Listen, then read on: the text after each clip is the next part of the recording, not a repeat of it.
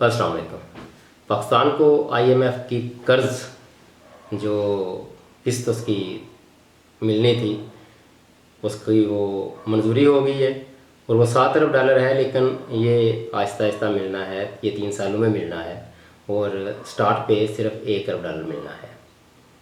अब इस कर्ज़ की मंजूरी के साथ ऐसे खुशियों के शादियाने बचाए जा रहे हैं कि शायद कोई बड़ा मार का सर कर लिया हो। ऐसा नहीं कि कोई मुल्क IMF से कर्जा नहीं लेता, लेते रहे हैं, हमारा हमसाया मुल्क भी लेता है और भी दुनिया में बड़े ममालिक हैं जो कर्ज लेते हैं IMF से। वो बड़ा कम शरह सूद पे होता है और उस कर्ज से फिर अपने मुल्क में प्रोडक्शन वाले जो काम है वो किए जाते हैं, इंडस्ट्री लगाई जाती है ताकि उस कर्ज़ को फिर आप वापस भी कर दें। पाकिस्तान में कर्ज़ वाली जो सूरत हाल है वो क्यों ख़राब है कि आपने कर्ज़ लेकर वो काम किए जिससे आपकी सियासी शोहरत तो आपको हासिल होगी मगर मुल्क का सत्यानाश कर दिया। मतलब आपने सड़कें बना ली, गलियां नालियां बना लियाँ, कोई मेट्रो बना ली, तो इससे तो प्रोडक्टिविटी तो कोई है को नहीं, तो ज़ाहिर है आपने उस कर्ज़ को वापस कैसे करना है। इंडिया ने मेरा ख्याल है 20 साल हो गए IMF को अलविदा किए हुए, लेकिन हम हर IMF के जो प्रोग्राम होता है उसके बाद कहते हैं कि ये आखिरी प्रोग्राम है, उसके बाद हम अपने पाँव पे खड़ा हो जाएंगे, लेकिन बदकिस्मती से हमें फिर मज़ीद कर्ज़ों की ज़रूरत पड़ती है और जो चीज़ें बनाई होती हैं उनको गिरवी रखना पड़ता है। वजह इसकी वही है कि हमने उनसे अपनी नशोनुमा में इजाफा करने के बजाय हमने उनको ऐसे कामों में लगाया जो बिल्कुल फजूल और उल्टा वो मज़ीद पैसों की डिमांड करते हैं, उनकी मेंटेनेंस के लिए अखराजात हैं। जब वहाँ ज़ाहिर आमदन तो हो नहीं रही और आपको उन चीज़ों को जो आपने कर्ज़ लेके बनाया हुआ है उसकी मेंटेनेंस के लिए फिर आपको मज़ीद कर्ज़ा लेना पड़ता है। फिर इस तरह ही आपने आहिस्ता आहिस्ता अब कर्ज़ा इस सूरत में मिलता है कि आप पहले अपनी ही कोई चीज़ गिरवी रखते हैं। दूसरी तरफ आप देख लें कि पाकिस्तान में आपको आए रोज़ ये अखबारात की जीनत बनती हैं ऐसी खबरें कि फ़लाँ एरिया से गैस निकल आई, फ़लाँ एरिया से तेल निकल आया, फ़लाँ जगह पे सोना, फॉर एग्ज़ाम्पल रिकॉर्डिक वाले में जो मादनी आते हैं सोना है और थार का कोयला है और फाटा के एरियाज़ में अक्सर गैस निकलती है, तेल भी निकलता है। इसके बावजूद उसके मुस्बत असरात पाकिस्तान की मायशत पे नहीं पड़ते और ना ही पाकिस्तानी अवाम की ज़िंदगियों में कोई बेहतरी आ रही है। आज भी 40% से ज़्यादा लोग शराए जो गुर्बत की लकीर है उससे नीचे ज़िंदगी बसर करने पर मजबूर हैं। तो इसकी सिर्फ एक ही वजह है कि आपके मुल्क में पैदावारी सलाहियत ना होने के बराबर है। ऐसा नहीं है, आप अमेरिका को इवन के देख लें कि उस पर जो कर्ज़ है वो मेरे लिए कुछ 3.5 ट्रिलियन है। उसकी GDP का भी उसकी GDP से ज़्यादा हो चुका है जो उसकी अपनी मजमूई पैदावार होती है आपके किसी मुल्क की, उससे ज़्यादा उस पर कर्ज़ है।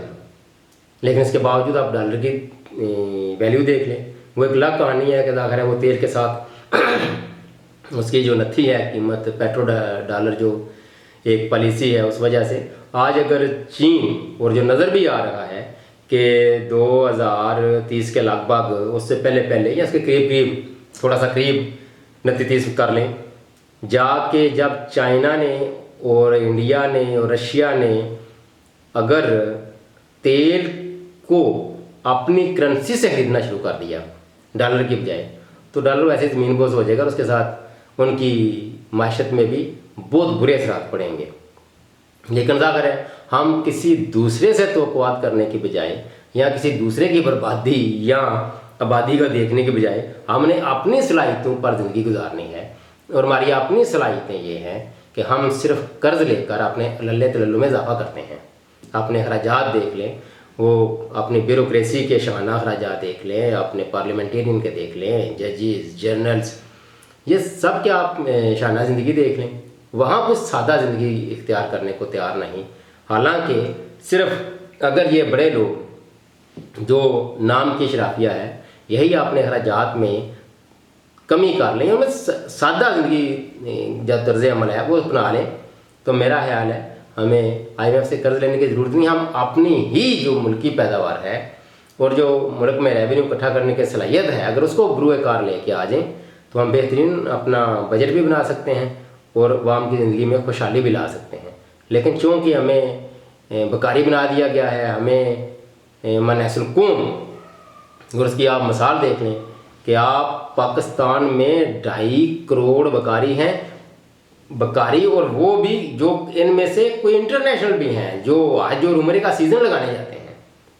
تو ظاہر ہے اس کی ایک نفسیاتی وجہ بھی بن جاتی ہے قوموں کی. اور ہماری حالت تو اس وقت بہرحال جو دنیا میں پرسیپشن ہے ہمارے پاس ہمارے ساتھ وہ یہ ہے کہ یہ ایک بکاری قوم ہے، اور دنیا میں بھی یہ بدنام اور بدنامی کا باعث بن رہے ہیں. ہماری کریڈیبلٹی یہ ہے کہ کوئی بھی جو پیمنٹ کے طریقے ہیں، گوگل پے ہو، پے پال ہو، یا اس طرح کے جو ادارے ہیں جو آن لائن تجارت کے ذریعے استعمال ہوتے ہیں، جن کا وہ پیمنٹ والا طریقہ، تو وہ پاکستانیوں پہ اعتبار کرنے کو تیار نہیں. جو آتا ہے وہ ٹھیک 1-2 ماہ بعد یہاں سے وائنڈ اپ کر کے چلا جاتا ہے. وجہ کہ فراڈی قوم دنیا کے پہلے 10 اقوام میں تو ہیں جو بے ایمان اور بددیانت ہیں. حالانکہ ہمارے نبی پاک صلی اللہ علیہ وسلم کی سنت، جو آپ کو سب سے بڑا خطاب آپ نے جب اپنی تبلیغ کا آغاز کیا تو لوگوں نے کہا آپ صادق اور امین ہیں، تو ہمیں ان کی سنت پر عمل کرتے ہوئے سچا اور ایماندار ہونا چاہیے. لیکن آپ بدقسمتی دیکھ لیں کہ عدالتوں میں جھوٹے گواہ اور ایمانداری میں ہم ٹاپ 10 میں نہیں ہیں. اور اسی وجہ سے ہم دوسروں کے آگے ہاتھ پھیلانے پہ مجبور ہیں اور قرض لے کر زندگی گزارنے پر مجبور ہیں. کیونکہ ہمیں خودداری کا وہ درس شاید جو علامہ اقبال نے دیا تھا ہم بھول چکے ہیں، یا ہم اس پر عمل نہیں کرتے. ہم اکثر سیاستدان اور یہ ممبر و محراب والے بھی قائد اور اقبال کے فرمودات سے اپنی تقاریر شروع کرتے ہیں، ان کے اشعار پڑھتے ہیں، مگر شاید بدقسمتی سے وہ سمجھتے نہیں کہ قائد اور اقبال کا جو خواب تھا وہ یہ پاکستان نہیں تھا، وہ کوئی اور پاکستان تھا. اپنے آپ میں خودداری، ایمانداری اور سچائی پیدا کر کے ایک اچھی قوم بننے کی طرف آپ کو خود ہی قدم اٹھانا ہے، کسی دوسرے نے آپ کو مجبور نہیں کرنا. اب تک کے لیے اتنا ہی. اللہ حافظ.